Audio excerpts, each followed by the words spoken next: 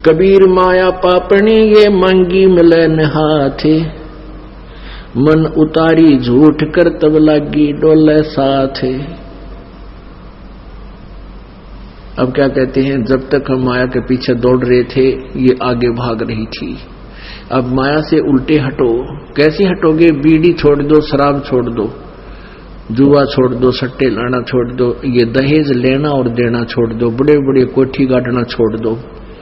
फिर माया आपके पीछे पीछे फिरेगी और परमात्मा आपको ऐसा मंत्र देंगे, यहां से नहीं सतलोक से आने लगेगा आपके अगर पैसा। तो क्या बताते हैं, कबीर माया पापैणी ये मांगी मिलन हाथ, मन उतारी झूठ कर या लगी डोले साथ। जब हमने पता लग गया कि इसकी आवश्यकता हमने रही नहीं, तो कहते हैं फिर पीछे पीछे आओगी और खूब बरकत करेगी तेरे। कब करेगी? जब परमात्मा के चरणों में हम आ जाएंगे, तभी हम इससे उल्टे हटेंगे फिर ये हमारे साथ होगी। आप देख लेना इस मालिक की इस लीला को भी देखना।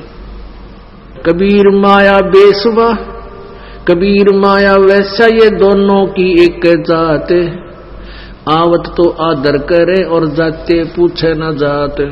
अपने आत्माओं अभी बताया था आपको कि कबीर साहब कहते हैं कि माया और वैसा की एक जाति है, एक जैसा स्वभाव है। आवे जब तो उसका आदर करते हैं, जाते की नहीं बात भी पूछते। जैसे आप देख रहे हो ये मंत्री, मुख्यमंत्री, प्रधानमंत्री जब बन जाते हैं तब तक दुनिया इनके पाछा पाछाड़ने, क्योंकि इनके साथ माया है। और जब इनकी बैटरी डिस्चार्ज हो जाती है, ये अपने बरंडा में अकेले मुड्डा में बैठे माखी मारा कर, कोई नहीं नमस्ते करने नहीं पाता। तो परमात्मा कहते हैं तुम भक्ति करो मालिक की, जो सदा तुम्हारे साथ रहे, तुम्हारा सदा आदर रहे, और सतलोक में जाओगे मालिक के साथ में बैठ कर जाओ। कबीर माया मोहनी जैसे मीठी खांडे, सतगुरु की कृपा वही ही ना तो करती बांडे। कि मालिक की शरण मिल गई हमने, इसलिए हमने इसकी गणी चाह रही कोई ना नया भांड करती। भांड में सारा जीवन तो इसी के जोड़न में मर जाते,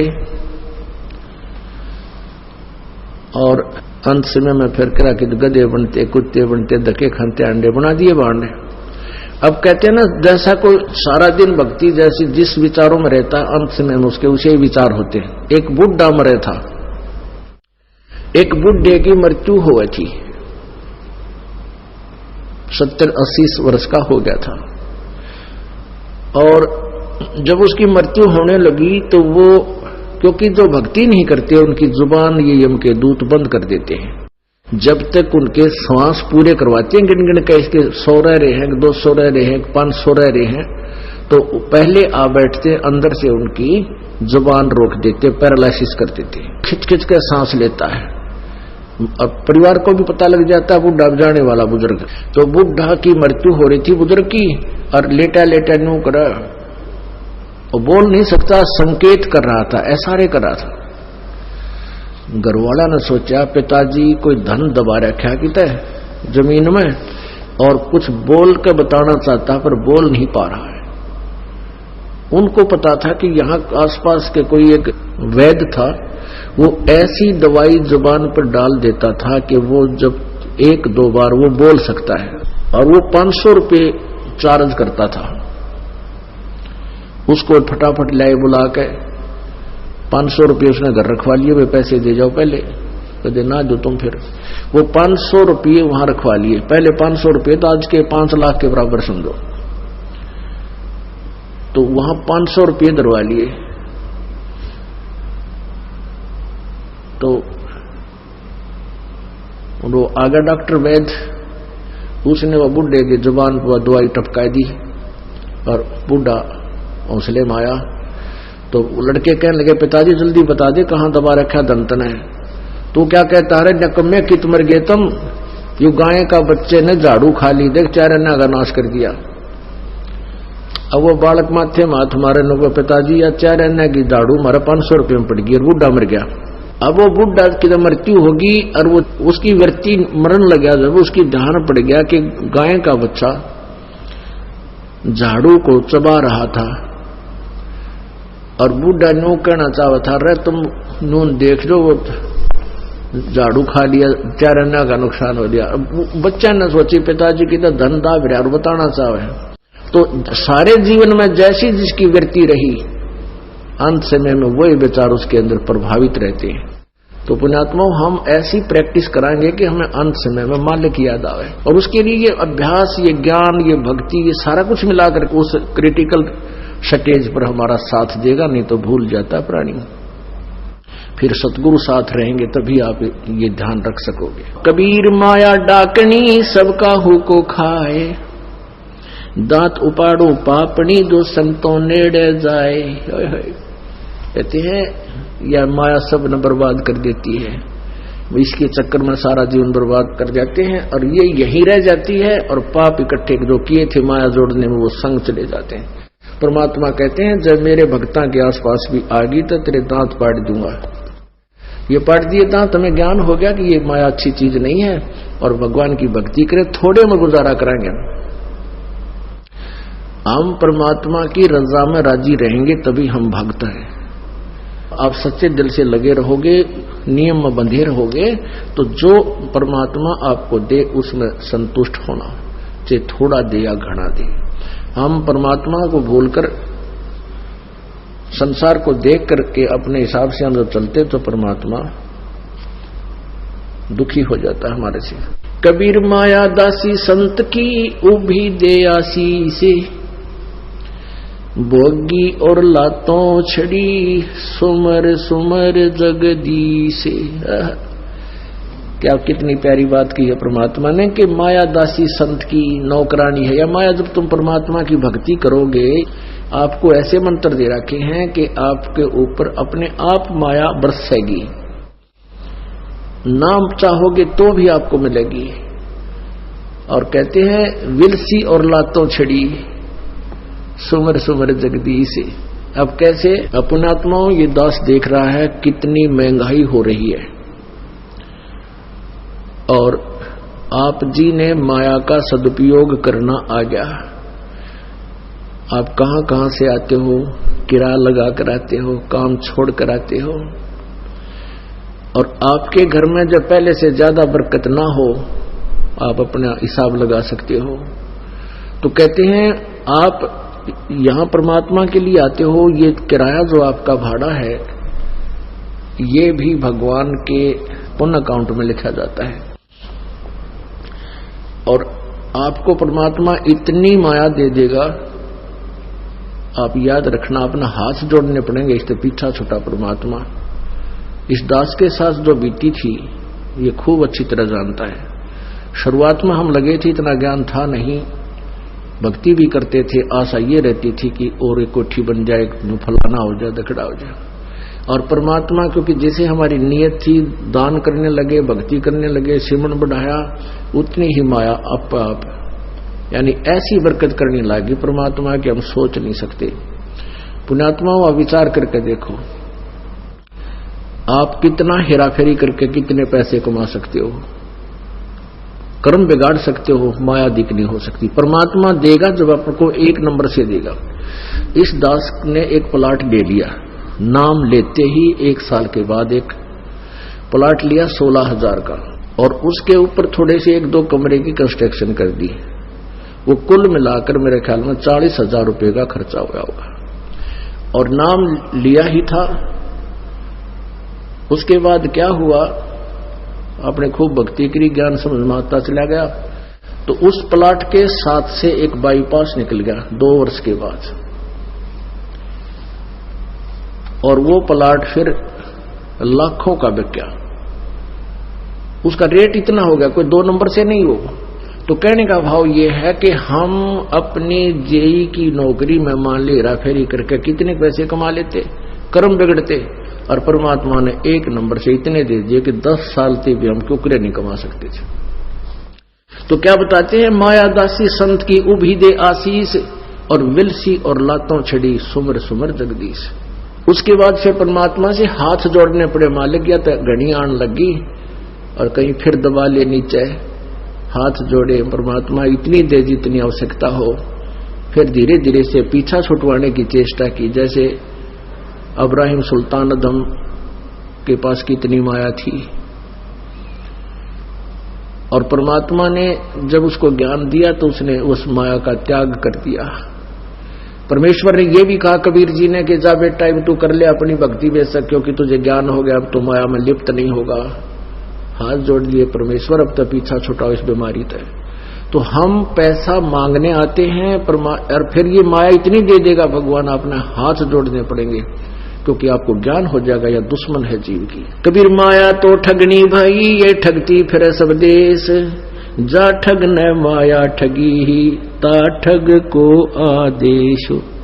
या माया सबको ठगे, किसने रावण ठगया, और ये करोड़पति अरबपति हेलीकॉप्टर में मर जाते हैं खत्म हो गए, वो माया न ठगे, क्यों माया साथ गई को ना, माया जोड़ने में सारा जीवन खो दिया, वो ठग लिए। और आप जी अब माया को ठग रहे हो, क्योंकि आप इस माया का सदुपयोग कर रहे हो, पुण्य में लगाते हो। ये माया कहाँ लगती है, गुट्टी लाण में, शराब पीण में, कि तो फिर ब्याह करण में, ड्रामे करण में, कि तो बड़ी कोठी बनाने में। तो वो माया तुम्हें ठग रही है, क्योंकि वो तो यही रह जानी है, तुम्हारे साथ जागी नहीं। और आप जी ने माया को ठगना शुरू कर दिया, क्योंकि आपने यह परमात्मा के नाम पर लगानी शुरू कर दी। पुण्यात्माओं, आप विदेश में हो, आप जी ने स्वदेश जाना है, सतलोक जाना है, सचखंड जाना है। तो वहां जाने के लिए आपने जो संपत्ति वहां चाहिएगी उसकी करेंसी चेंज करानी पड़ेगी। वो करेंसी कैसे चेंज होगी कि जैसे आप यहां दान धर्म भंडारे में करोगे, आपकी ये करेंसी वो पुण्य रूप में वहां लिखी पाओगी। तो जब आप जाओगे, यहां जो आप जोड़ो हो वो तो यही रह जाएगी, और ये जो माया आप करेंसी चेंज करा रहे हो ये आपको आगे दरी पाओगी। कबीर कमाई आपनी कभू ना निष्फल जा, 7 समुद्र आडे पड़े हुआ मिले आगा हुआ। ये आपकी की हुई सेवा और दान भक्ति कभी निष्फल नहीं जाएगी। कबीर ये माया ठगनी भई, ठगती फिर सब देश, जा ठग न माया ठगी ही, ता ठग को आदेश। कि उसको परिणाम है मेरी प्यारी आत्माओं ने, जिसने माया को ठगना शुरू कर दिया। कबीर मीठा सब कोई खाते हैं, विष हो लागे दाए, कड़वी औषधि कोई ना गटके, सब रोग मिट जाए। कहते हैं मीठा सभी खाते हैं। मीठा कौन सा है, बैठ के गप्पे मार लिया, फलाना ऐसा है, इबका वो हारेगा, इबका वो जीतेगा, वह पार्टी हारेगी, वह जीतेगी, और फिर रागनी गाना, कंपटीशन सुनना, फिल्मी गाने सुनना। कहते इस मीठे को तो सभी खा रहे हैं और अपना जीवन नष्ट कर रहे हैं, इनका रोग बढ़ता जा रहा है। और ये राम नाम की चर्चा, भगवान का मंत्र, ये कड़वी औषधि जो गटकेगा, जिससे सारा रोग कट गया। मीठा सब कोई खाते हैं, विष हो लागे दाए। कहती है गाने बजाने सुनने, इधर की बकवादा में जीवन व्यर्थ करना, बंगले कोठी बनाने में जो ये मीठा खा रहे हैं, ये तो इनके लिए विष होगा। और कड़वी औषधि कोई ना गटके, सब रोग मिट जावे। माया काल की खाने है, धर तिरगुण विपरीत, जहां जावे ता सुख नहीं, ये माया की रीत। कबीर माया तरवर तिरवद का, शाखा विसंताप, शीतलता स्वप्न नहीं, फल फीका तन ताप। जल की का कहूं भवजल बूढ़े दास, और पार पति छोड़ के करें आन की आश। अब क्या बताते हैं कि मोटी माया सब तजे, झिन्नी तजी न जाए, पीर पैगंबर ओ लिया, झिन्नी सबू को खाए। अब माया के प्रारूप बता रहे हैं, जैसे ऊपर की माया तज दी, घर भी छोड़ दिया, संत बन गया, बाहर रहने लग गया, लेकिन मान बढ़ाई फिर भी ना छोड़ी, यह भी माया है।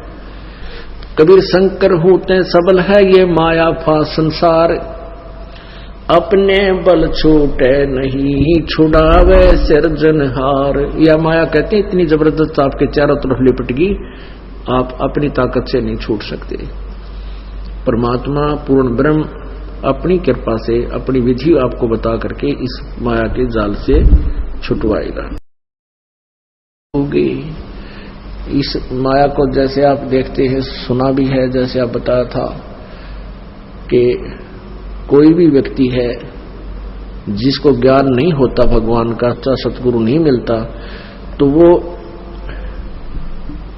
अंतिम सांस तक भी माया के ही चक्कर में मर जाता है, उसका काम पूरा नहीं होता।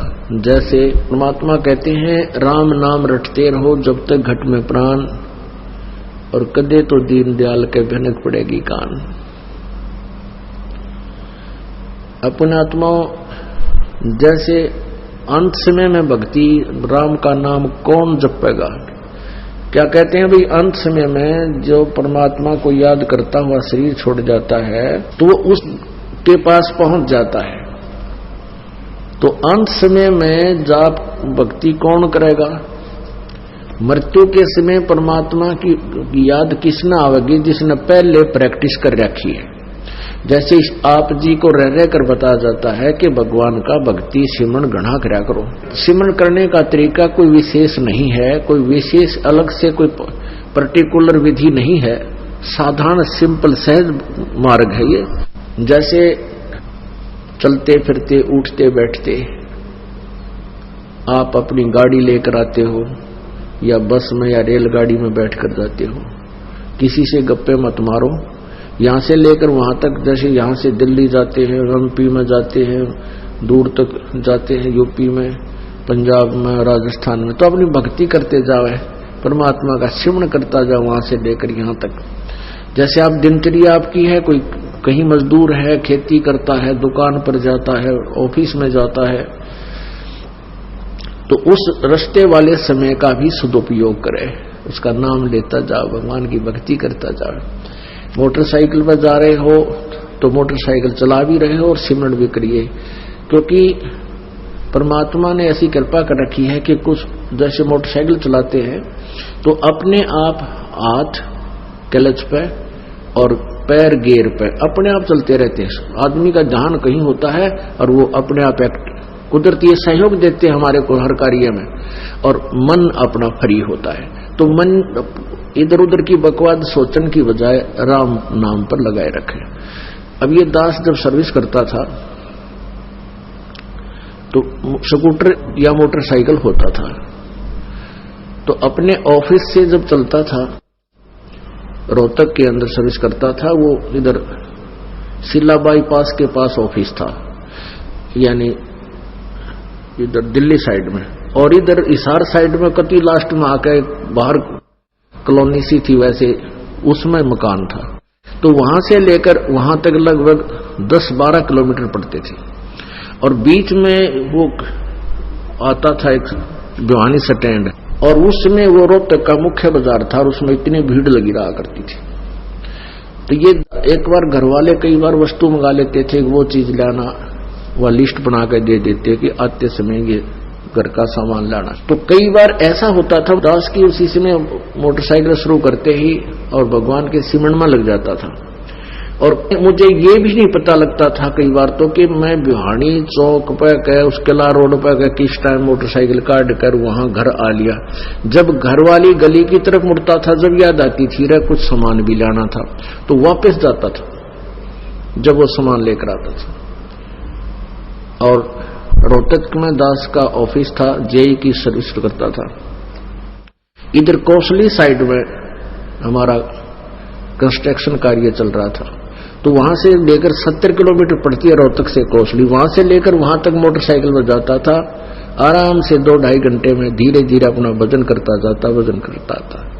पेट का भी गुजारा होता रहता, क्योंकि वहां अपनी नौकरी भी करके आता, जो समय बीच का था उसका डट का वजन करता।